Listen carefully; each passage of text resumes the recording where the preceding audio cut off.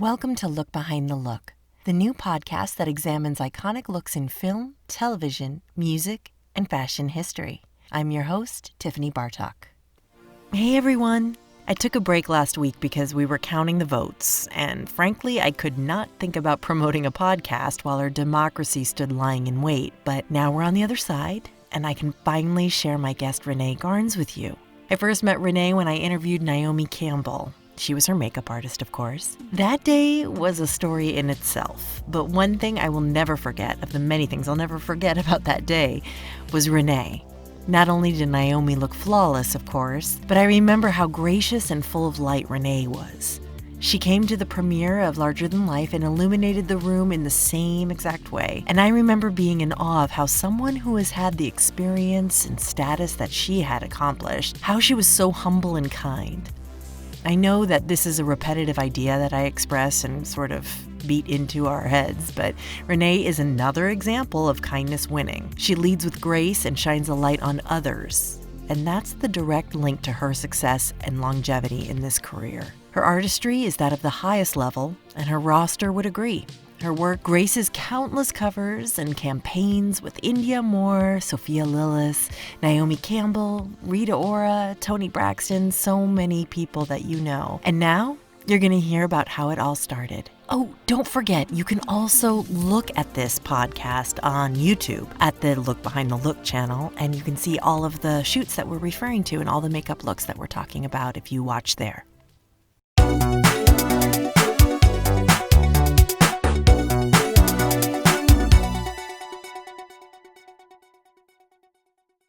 We had the pleasure of meeting you when we were making the documentary. Yes, I remember. Naomi. Yes. And I'll never forget that you did Naomi in purple, like a purple liner.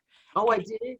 It was so beautiful. It was eyeshadow that I assume you wetted, but Yes. and it was like gorgeous. And it Oh, made wow. You know what? A lot of times I tell you, Tiff, I do stuff and I don't remember half of it. I guess Alzheimer's is setting in. No, it's just because you're so busy. You are I have a lot of, I look at stuff and I'm like, did I do that sometime? Yes, you did. It's so funny. I mean, but anyway. It was such an honor. There was a girl doing some grooming on the shoots, and she was just so in awe of your work. It was so flawless. And I remember Naomi even shouted it out, and she was just like, there's some makeup artists that just do one color on my whole face, and she's like, you will never see Renee make that mistake. And I tried to be a little creative, because the girls, and I know Naomi likes change.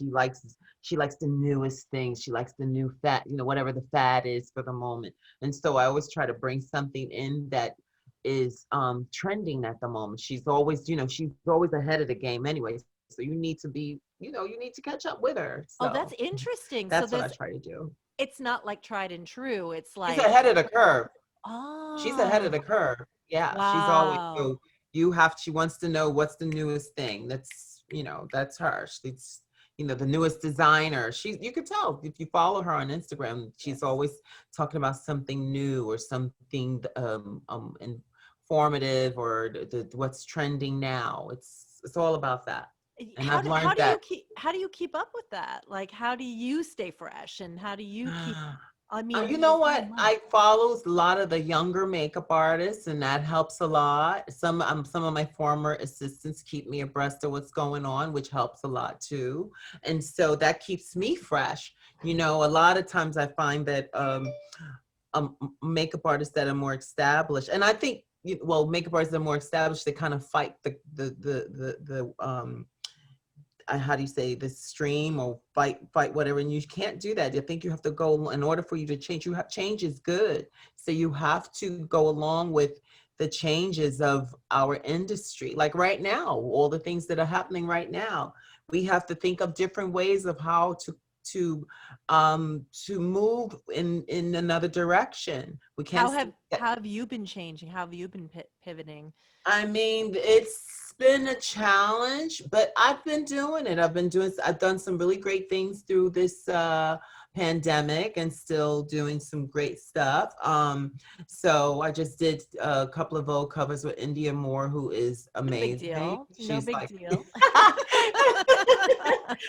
so that was really great. And she is like, she's the future, that's the future of what's going on in fashion right now, being inclusive of all genders and all sizes and all everything is inclusive now, which I really love that, because the fashion has been exclusive for so long, and now that we are having it's changing, and I think it's for the better. It's being, people that were not allowed in our industry, and now, you just like they're celebrated even, which I think is really great. A Vogue cover. I mean, that's just huge. And story and pages. It's like, and the more than one, three Vogue covers in one. She has an Italian Vogue cover. I didn't do that one, but I didn't see it yet, but it'll be coming out. And the Indian Vogue is coming out soon. They with Indya? Yeah. So it's like, and she's more than deserving, because she's such a wonderful human being. The spirit is just beyond. She is really a special person. So this is why a lot of these things are happening for her and to her, because of her energy. Her energy is just beyond. I think I said, are you from this world? Because I think you're like for an alien or something, because this girl had the way she thinks, and to be so young and to have this type of mentality towards things and the world, the world view. I think it's really incredible. That's so interesting, because all that she's been through, it make you hard, you know what I mean? But she just really is a light. Exudes love and light. It's true. But I think that's true about you too, and a lot of successful makeup artists, they lead with grace, and it's easy to be mean, and it's it's a choice that people make. It is. It is indeed. But I find that just attracting, that's the best advice that people always give, is to just lead with grace and forgiveness and light, and it really attracts. My mom raised me that way.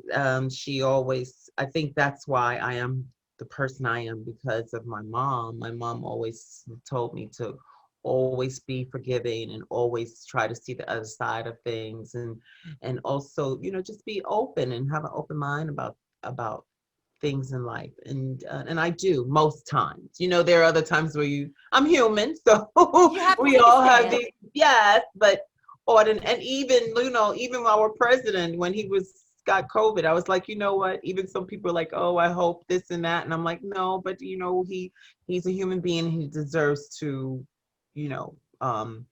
have some empathy or sympathy or something. That's bold. That's bold. Yeah, and I know a lot of people are like, Renee, please. But it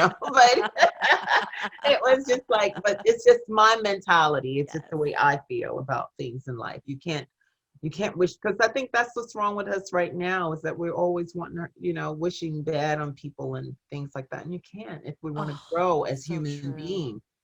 If we want to grow as human beings and and be more spiritual, we have to think differently. We can't continue doing the things we do. Otherwise, we're always going to be warring. We're always going to have conflict. And sometimes people love that, but I'm not that person. Right. And it helps you with the competitive nature of the career that you're in, you know what though? I don't compete with anyone. Right. I really don't. And I'm happy for all. Listen, some of my people that assist me are big stars right now that assisted me in the past. And, I could be like, oh, wow, why is it not happening for me or whatever? But I don't think like that. I'm so happy that they're doing well, and I'm always wishing them well. Like one of my ex-assistants said, Renee, I really appreciate you because you are so encouraging. And I think that's really important to do that, because I'm not always going to be like here and at the forefront. It's always going to be someone that's going to take the reign and do it and carry it forward. So I have to, I'm learning to celebrate everyone that is doing something great, and it's room for all of us at the table. Yeah. It's a big table. It is indeed. So the cover with Indya, how did that go? How did it come together? And were the 3 shoots related, or no, you did 2? No, I only did two, yeah. Yes, yes, yes, Well, yes, it was yes. Indya. She, I've been working with her for a while, and Yes. she was the one that, that's usually how that happens when you work with celebs and they want you.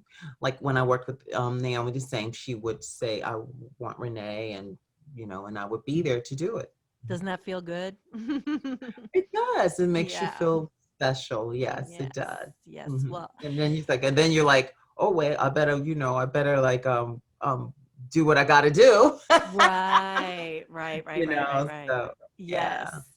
Now, so when you guys pick the look for the cover, how do you who is it, the Oh, I have photographer? nothing to do with that. The photographer, and I think the magazine, whoever the Mhm.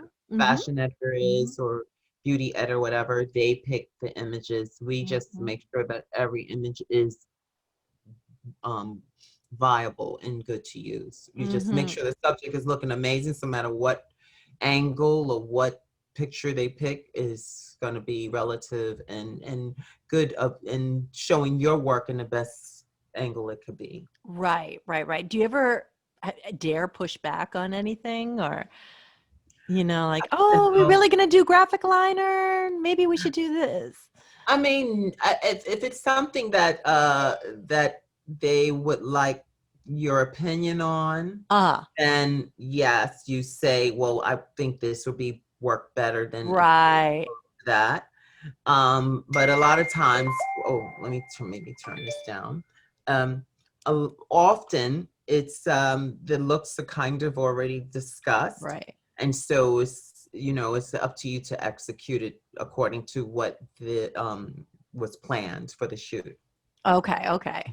And then so let's talk about Lizzo, because that was exciting. That cover was amazing. How did Thank that feel? How did that come together? Oh, again, Edward, and Alex asked me, said, would you like? And Dina was the fashion editor of that, and so she asked me, and I said, sure, I would love to. It would be an honor, and she was totally trending. Lizzo is a big star, and it was a great day. Oh, that's wonderful.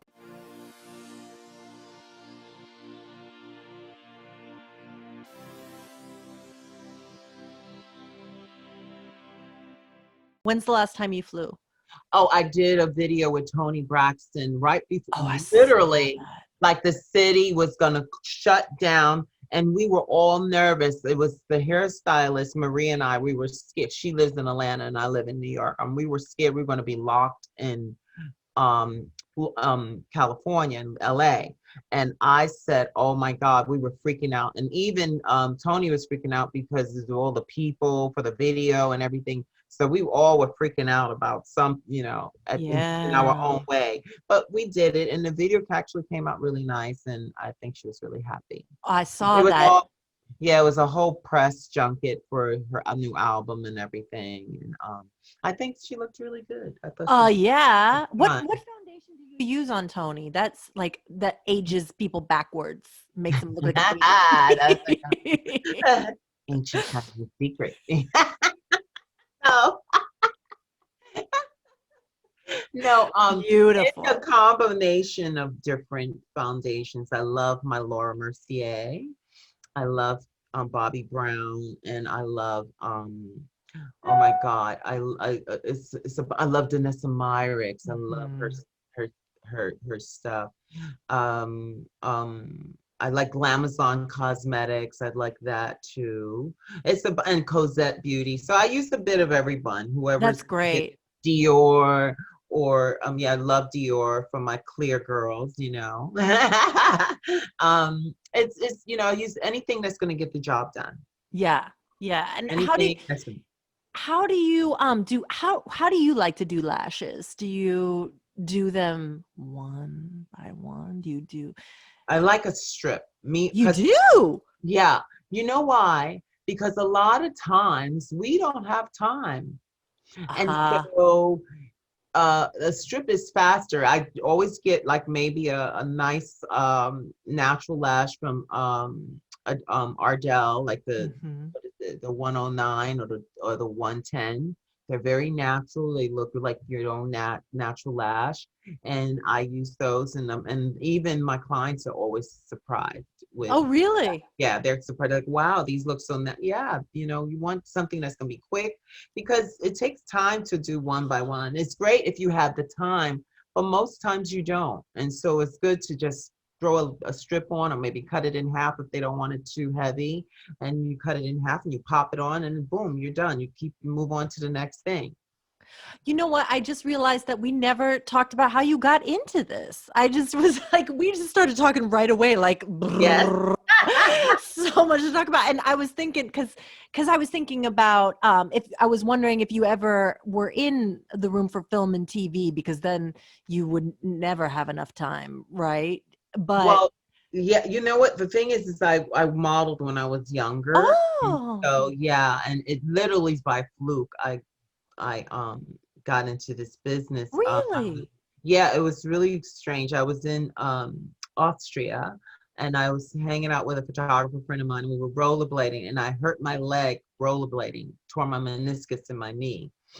And Oh, so he said to me, he said, Renee, you do your makeup so well. Why don't you start doing makeup for me? Because he used to do like sort of like informal pictures of advertisements for the local newspaper. And sometimes they need makeup and hair. And so I started off doing makeup and hair.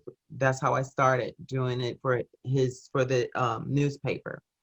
And it just skyrocketed, it's excelled from there throughout the oh, years. that's amazing. In Austria.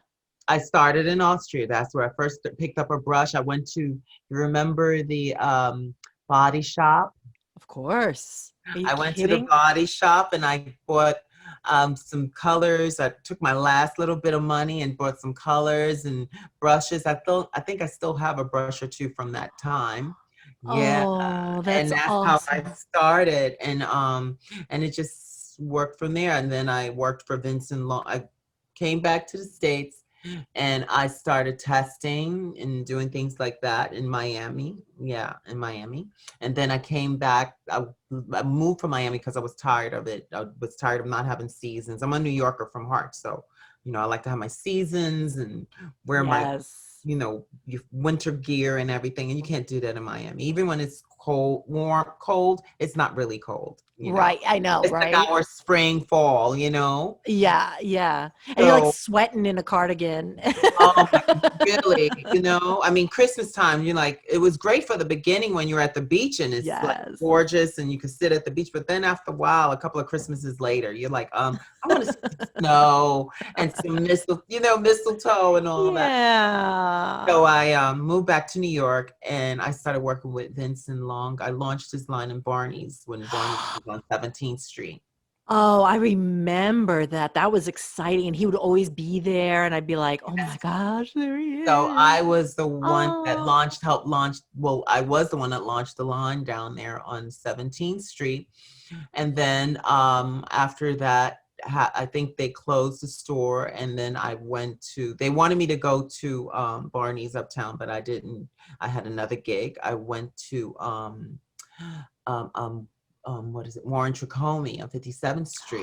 of course. And I Oh my started doing, gosh. I was more boutique makeup artist. And so I was doing eyebrows and bridal. And I've gotten write-ups in Vogue magazine early on in my career for doing eyebrows and things like that. With Sarah, I think her name was Sarah Brown or something from Vogue, I think. Anyway, she did a piece on me, which was really great and on the salon. And then after that, I went and moved to Italy. And Oh, why did you do that? well, Vincent. Well, why wouldn't you, right? Yeah, Vincent had he recommended me to work with his friend that worked with Donatella Versace, and he had an agency there. And so I said, "Oh, I would love to. I've always wanted to move to Europe." And so I packed everything up and I went for 3 months. No, I was already in Europe and I just went, I was visiting my friend in Germany, and that's when I got the phone call. I was just on holiday.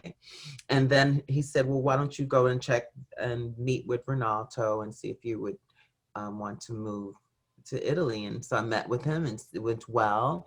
And I went and I moved to Italy and I stayed there for a few years. And then I met, through the years, I met like model friends, like my friend Deborah Shaw, who's a big model right now. Well, she's always been, pretty. Yes. And she and I became very close, and she asked me to come to Paris.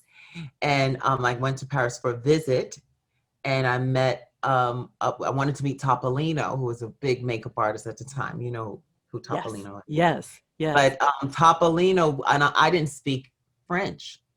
And Okay. so so it was impossible to have a conversation with him unless I spoke French. And it was my first time there. And so it didn't go so well. It didn't go well at all. And I really admired his work, and it just didn't work.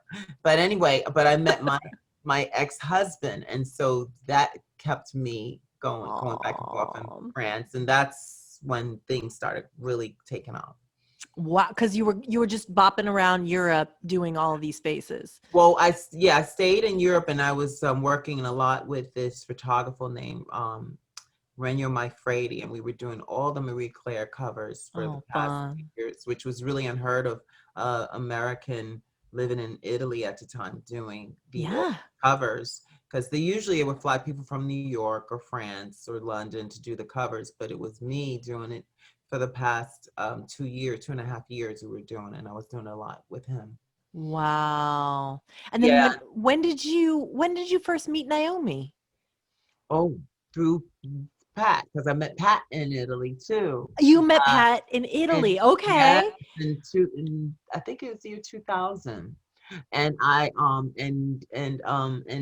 was she was like, oh my, it was no Black people on this. Right. There was no Black people on her team at the time. It was just, I think Greg Brockington. Yes, it was only Greg Brockington and myself. Wow. I didn't even see any Black people backstage. It was just Pat, Greg, and myself. We were the only, and then of course some of the models. And it was a great time though. But it was also during the time September 11th happened. Oh, right, of course. So you were doing New York Fashion Week at that time? Yes, it was with Pat. It was but I was in Italy at the time, Milan.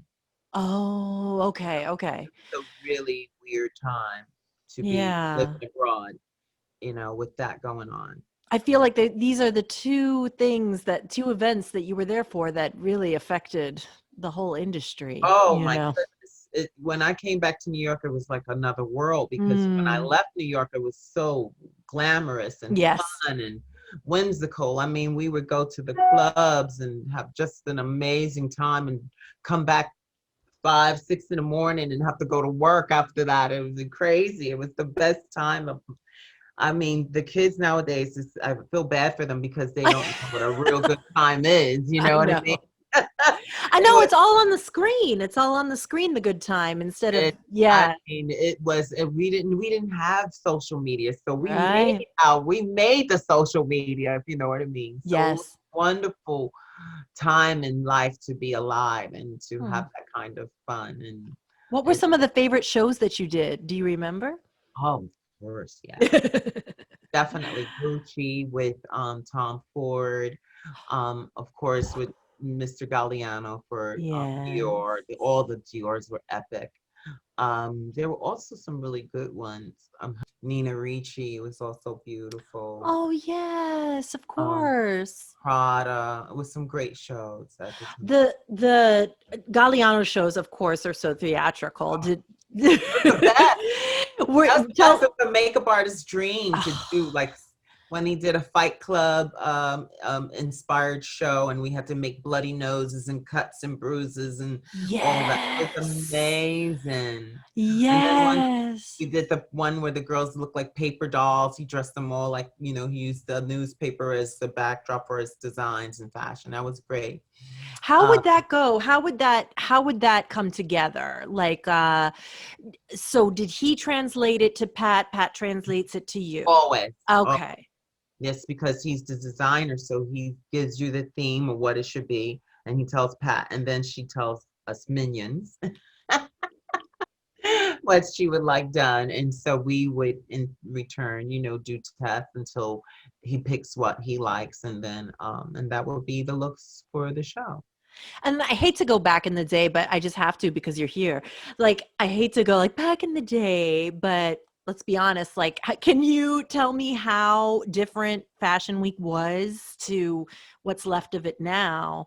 Oh my God, I haven't done Fashion Week in so long. Right. Honestly. It's But big.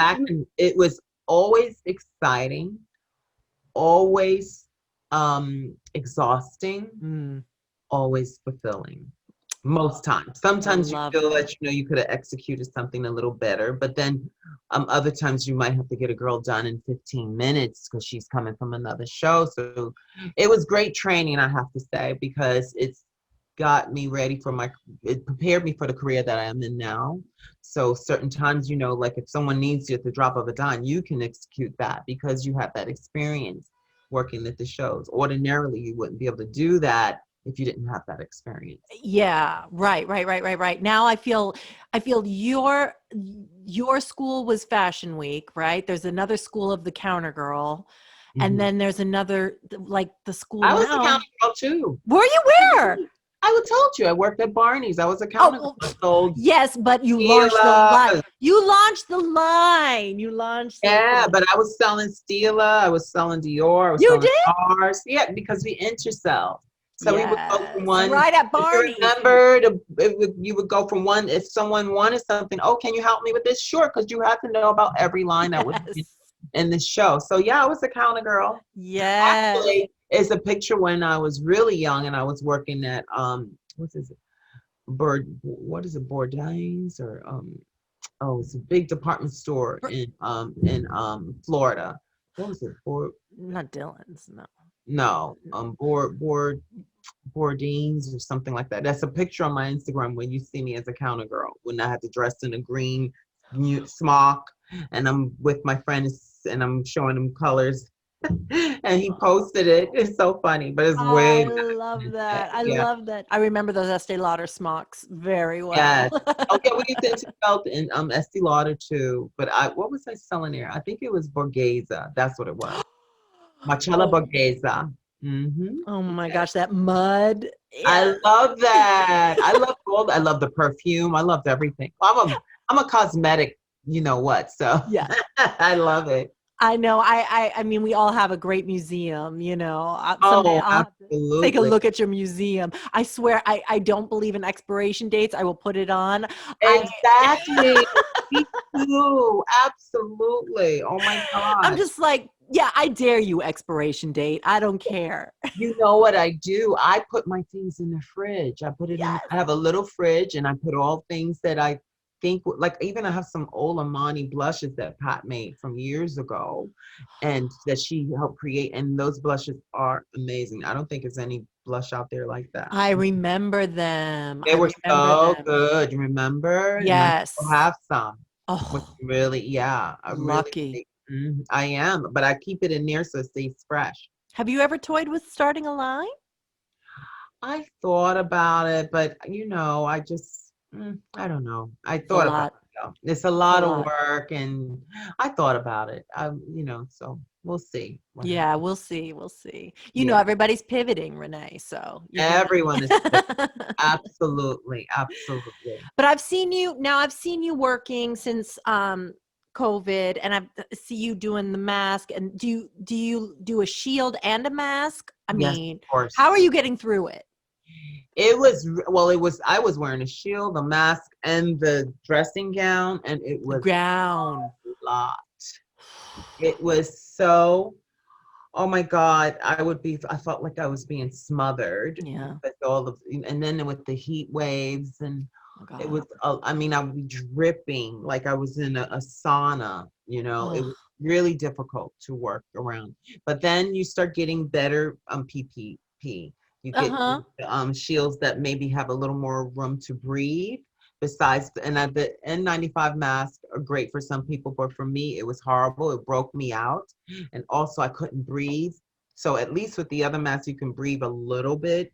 The one, the next one up, the one that, covers you like a doctor's mask. operating mask, and that one I felt was easier to deal with. And then I started investigating goggles, which I thought was really great. So, That's pretty high tech. yeah. So, and then the gloves I didn't use so much because as things went on, the doctors said that you don't really have to wear gloves unless you're doing surgery. So long as you have this, it dyes with alcohol and sanitizer. And so, so with that being said, Right. I'm always washing my hands or sanitizing my hands. I think that's fine. I don't wear the gloves anymore. But I went for when this thing first came around, you bought all these things because you want to protect yourself and the client. Yeah, exactly. I mean, now, how are they asking that you get tested, and are they getting tested? I've been tested many times, especially when you're doing really big jobs.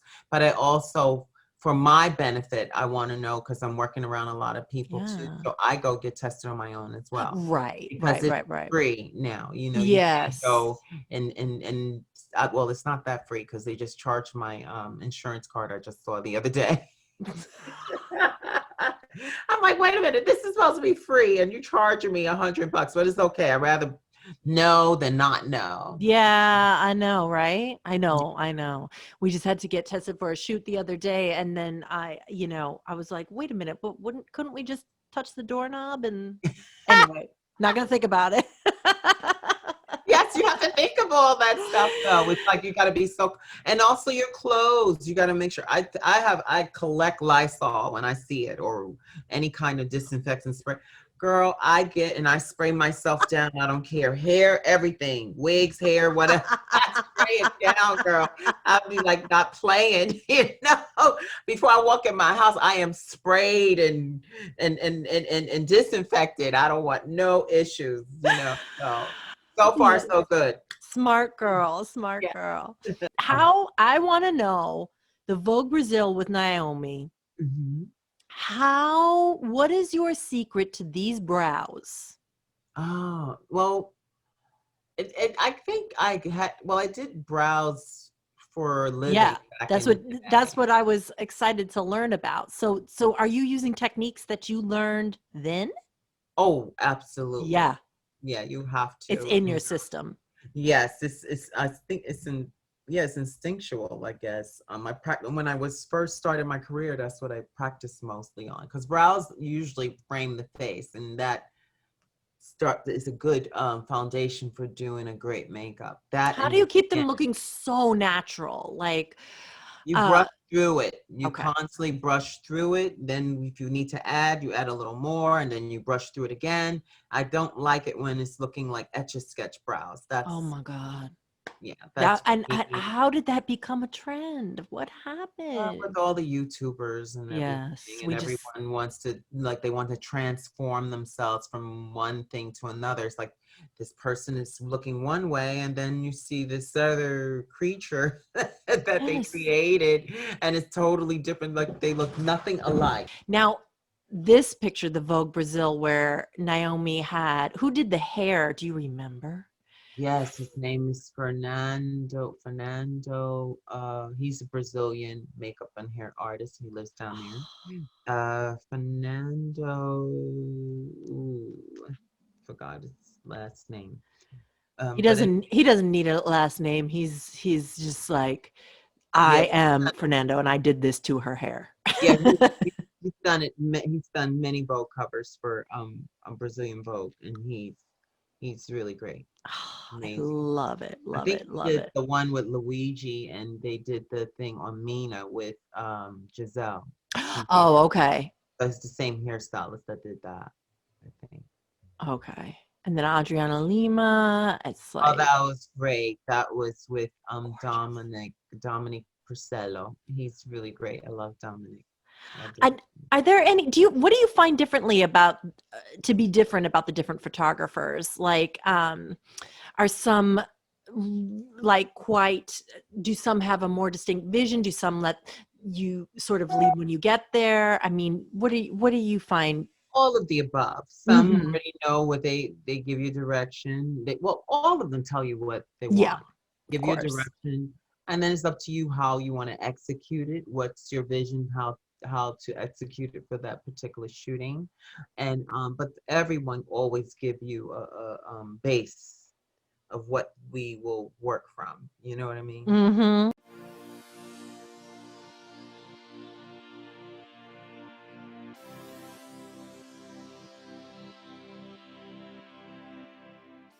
I have been really busy with doing I've been working, actually I've been doing some stuff with this guy as Ezequiel De La Rosa, and we've been doing a lot of stuff, so which will be coming out soon. We did Oh, some really cool stuff with oh god, oh, what's her name? She's a big model, but older model from back in the day. I know you would know her. Carol Alt. oh, uh-huh. Oh yeah, I saw you working with her the other day. Yeah, we did Yeah, on your some Instagram. stuff. Yeah, really did some cool stuff with her. Yeah, And she looks so young after you did her. I mean, she looks young. I mean, she's all natural, you know. yeah, she is Was she taking her vitamins and everything? and she's into all natural aesthetics. So Yes. yeah, but she looks great, and we did a really great job, I think, with her. People are gonna be amazed. I think it looks really good. What was that for? Oh, it was just to he has a magazine called Jez Magazine. Okay. So we were doing images for the magazine for Oh, I can't wait to see them. holiday issues. Oh. Issue, yeah. So we did a lot of that, and I've been doing some other, a lot of things with I work a lot with Mike Ruiz. I don't know if you Yeah. I love Mike. So we've been working a lot with him and Kristine Kilty, and that's been really cool too. Which is she's a stylist from out of England, but she styles via Zoom like we are. Oh, cool. Yeah, she's not able to come to the States, but she's able to get the items pulled for the shoots. So And then she says, "Show me this, pick up this." Okay, Right. okay. She does it through the Zoom like we are right now. Awesome. Yeah, it's been really cool. Very interesting way of working now. Yeah, I know. And then there's going to be more. I don't know if we're going to go back to some things like, I think we're going to have to learn to love the Zoom. Well, I think so. Honestly, I want us to maybe have a vaccine or something soon. Yeah.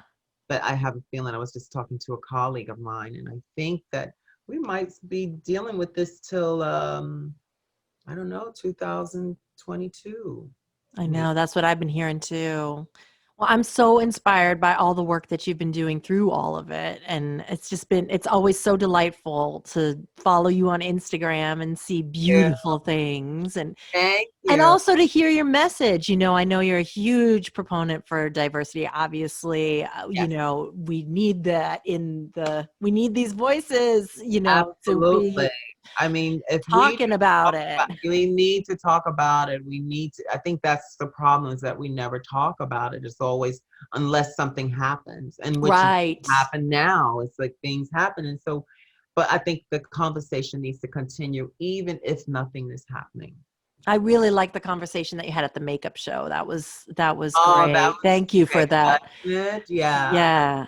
Those girls are great. And so, and they're some of the young ladies are the future of the industry. Yeah. So it's really great that the voices, were able to have a platform to speak on certain things that's happening to women of color or people of color, and anyone that's in our industry that are feeling that things are not fair. Yes, definitely. Well, I'm so glad I could teach you how Zoom works today, Renee. And let me tell you, this is not the first time this has happened. I have to really knuckle this thing down. But maybe I'm gonna save this after I get off the phone off the Zoom. I'm gonna have to save it, because I thought I saved it before, but I guess. I'm telling you, it is a mean little guy. The Zoom is mean. And how? I'm just like finally come to terms with it, but when I was really struggling for a while to figure it out. I'm telling you. But I'm glad I kind of figured it out now. And even without you guys' help, it was like I did it kind of like on my own. I know. Well, with my crystal. Yes. I got to get me one of those and put them here so I can have it so when I have another one, because I'm sure it's going to be another time. So I'm going to need to have one of those as well. Yes, Edward Innifel will be like, we are going to be having a Zoom, and you're going to be like, where is my black tourmaline? Exactly. That is the first thing I need to get. Maybe have a necklace made out of it so I can keep it with me at all times. Yes. They have those. I have a few. Yes. I need it. I have a friend of mine that's into the stones. Perfect. And, he told me that you should get this one and you should get that one. And I'm like, okay. Yes, listen to him. I am. Oh, I feel so lucky that we got to talk, and I'm sure it will not be the last time. Oh, and I look forward to seeing you in cyber world on the social. Yes, ma'am. Absolutely. I'm looking forward to it too. Thanks again, everyone, for listening to Renee and I Talk Beauty. If you aren't following her on IG, you will be now. I know it. She's at Renee Garnes, obviously. Next week, I will be talking to Rachel Goodwin about a lot of things. But interestingly, we will be dissecting blue eyeshadow and her incredible use of it. So stay tuned.